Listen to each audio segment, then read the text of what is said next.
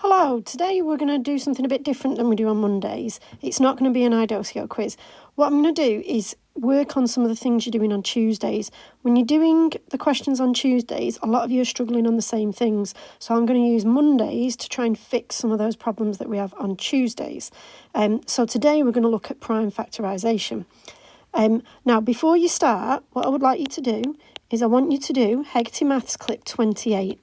This is just prime numbers, and if you have prime numbers in your head, it will make prime factorisation lots easier. So pause this video, go and do Hegarty Maths 28, then come back and watch the rest. You must watch the rest before you do Hegarty Maths clip 29, otherwise you might struggle with it. So go and do Hegarty Maths clip 28 so that prime numbers are fresh in your head. Okay, so you should have done Hegarty Maths number 28. So you should, and you need this written down, you need a list somewhere of your prime numbers. And it depends on the difficulty of the number as to how far we go. We've generally gone up to 30. Some of you can get all the way to 50, some of you can get to 100. I'll just focus on these ones to start with. Now, we're going to look at prime factorisation. And all prime factorisation is we write a number as its prime factors. So let me take the number 10. Now, let's just write 10. Let's write the factors of 10. So we could have 1 and 10, or we could have 2 and 5. These are not prime factors. They're factors, but not prime factors, because they're not prime numbers, so they're not prime factors. These are the prime factors of 10. And because it's called product of primes, and it does have a few different names, some people say prime factor trees, prime factorisation, product of primes, but often it's called the product of primes. Product means multiply, so that is how you would write it. And what we're looking for is a set of prime numbers that multiply to get whatever number we're looking at.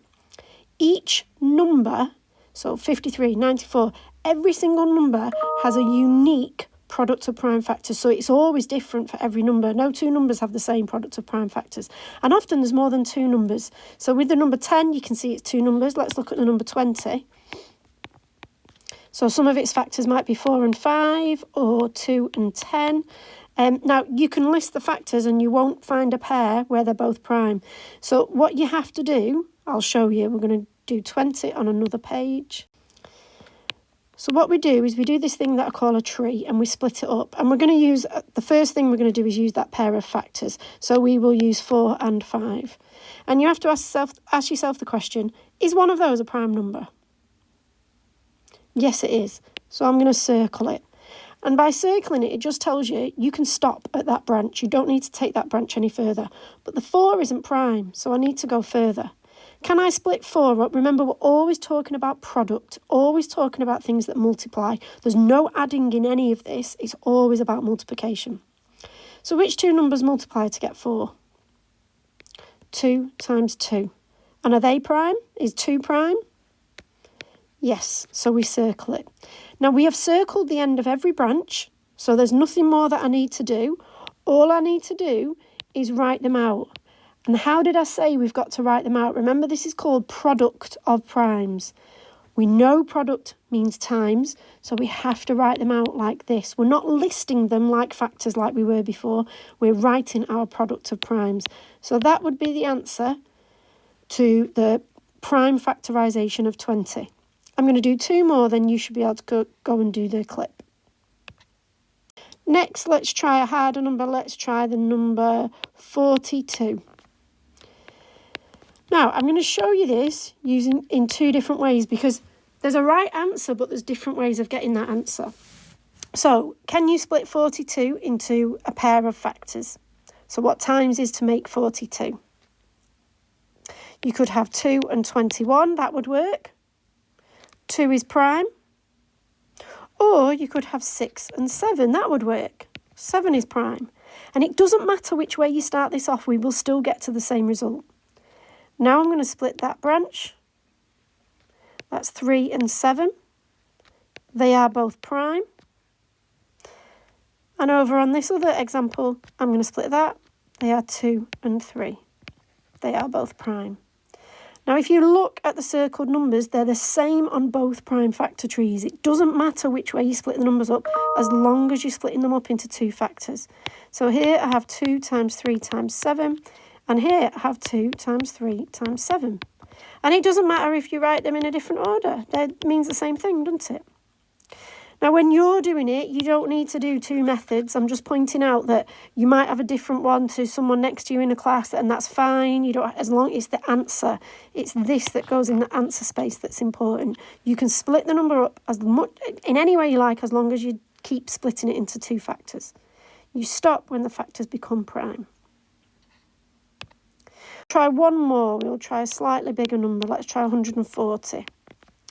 Now, one thing it's important to think about when you're doing these is try and find a number that goes into this. I mean, it's an even number, so 2 goes into it, but it has a 0 on the end.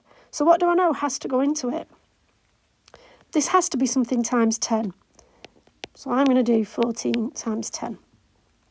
You could have done 2 times 70. That would have been fine, not a problem.